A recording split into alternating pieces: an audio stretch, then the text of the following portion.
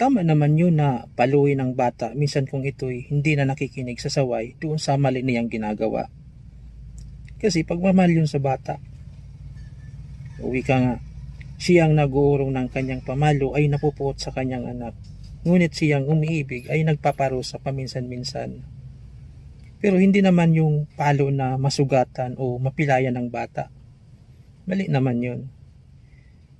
May ibang magulang ngayon na kahit paulit-ulit ng mali ang ginagawa ng bata ay hindi pa rin pinapalo. O ibig sabihin, hindi mo mahal ang anak mo. Paglaki niyan, malaking problema yan. Tutubuan ng sungay.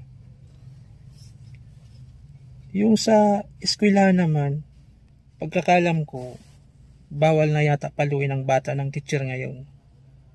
Kawawa tuloy ang teacher. Kasi iba na ngayon. Pag pinalo mo ang bata,